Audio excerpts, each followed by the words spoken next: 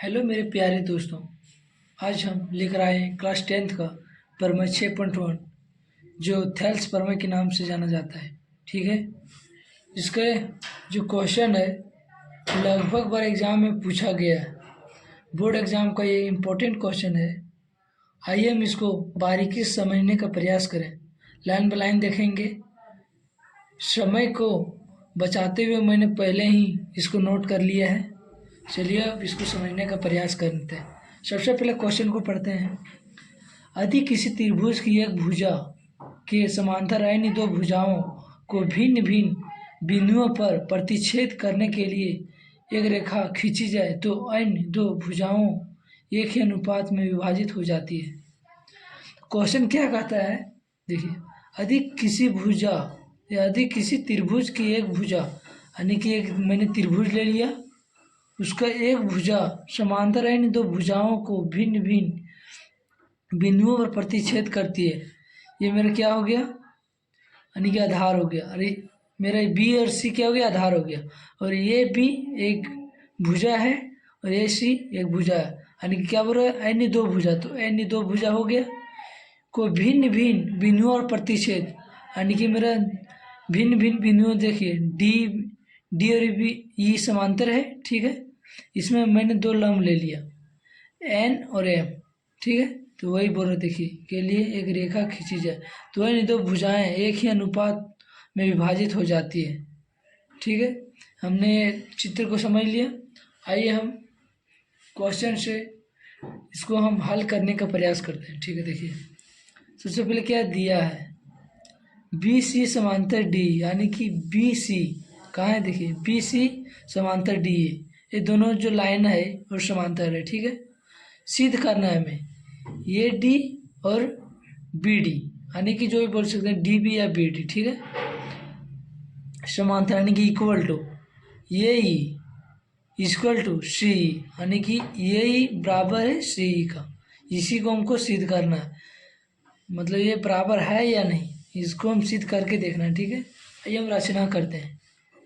D M लंब ए ई क्या है, देखिए इधर डी एम लंब किस पर है, ये ई पर, डी एम लंब है। ठीक है, और ई एन लंब किस पर है, ये डी पर। ठीक है, अब हमने क्वेश्चन को बारीकी से इसी प्रकार से लाइन बाय लाइन बनाने का प्रयास किया है। देखिए, एरिया पहले लिखेंगे, त्रिभुज को हम एरिया बोल सकते हैं। एरिया ये डी, ये डी का सबसे पहले मतलब क्षेत्रफल निकालेंगे। तो क्षेत्रफल में क्या होता है, 1/2 इंटू आधार इंटू ऊंचाई। ठीक है, तो सबसे पहले 1/2 ले लिए इंटू ये डी।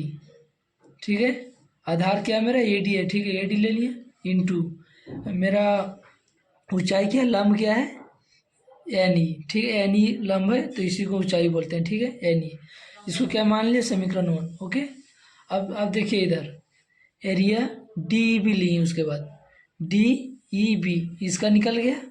अब निकालना है इसका इस तरह से। ठीक है, डी ई बी का निकालना है क्षेत्रफल।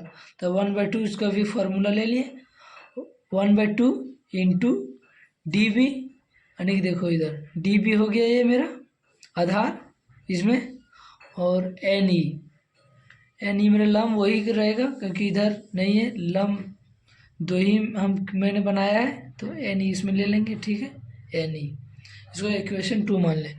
इसी प्रकार समीकरण 1 एवं समीकरण 2 से इसको हमने भाग दिया। ठीक है, एरिया ए डी मतलब by area D E B. Okay, 1/2 A D, देखिए यहाँ पे है ना, समीकरण 1 को और समीकरण 2 को लिख के जो जो इसमें कॉमन आया उसको काट दिए, 1/2 एन ई। ठीक है, इसमें क्या बचा, A D by D B, इसको मैंने समीकरण ये मान लिया।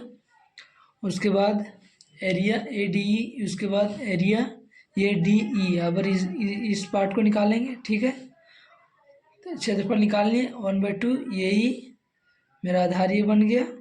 और अबर लंब बोले ना, दो लिए थे लंब, अब ये लो लेंगे। ठीक है, D M. Okay, D M समीकरण 3। अब इधर देखते हैं, आइए। उसके बाद एरिया डी सी इसी प्रकार से लिए, इधर चित्र में था 1/2, इसका निकल के C into D M. Okay, अब दोनों को यानी कि इधर जो आया था देखिए थर्ड, अब इसको 4 निकालना था। ठीक है, DEC क्या है, यहाँ क्या देखना है हमें, DEC, अब इधर निकालना है। ठीक है, DEC। ओके, अब इसको निकालने पर हमें देखिए एक बात समझ में आती है कि चूंकि समान आधार पर बनने वाले त्रिभुज का क्षेत्रफल बराबर होता है, यानी कि एक बार मैंने जो बनाया उसका इधर का पार्ट दोनों सेम है, तो इसीलिए मैंने क्या लिखा, समान आधार पर बनने वाले यानी कि त्रिभुज का क्षेत्रफल बराबर होता है। ठीक है, तो area DBE equal to area DEC। ठीक है, एरिया DBE इक्वल टू 1/2, इसका क्षेत्रफल निकालना है 1/2 EC इंटू DM। देखिए 1/2 EC इंटू DM। ओके, इसको लिए समीकरण 4 मान लिए। अब समीकरण 3 व 4 से ओके उसी प्रकार से हमने भाग दिया, जो कॉमन आएगा उसको काट दिए DM। ओके, उसके बाद मेरा ये निकल के B, यानी कि एक इधर जो ये मैंने माना था 100 और ये B जो मेरा निकला। अब समीकरण ये एवं B को तुलना करने पर, यानी कि दोनों को तुलना करने पर हमें प्राप्त क्या हो गया, AD/BD इक्वल टू AE/CE। हमें क्या प्रूव करना था, AD/BD इंटू AE/CE। हमने प्रूव कर लिया, यानी कि यह परिमेय 6.1 हम लोगों ने पूरी अच्छी तरीके से सिद्ध कर लिया है। इतना अगर आप एग्ज़ाम में लिख देते हैं तो गारंटी है कि एक भी नंबर नहीं कटेगा, एक भी नंबर नहीं कटेगा। Okay, all the best, thank you.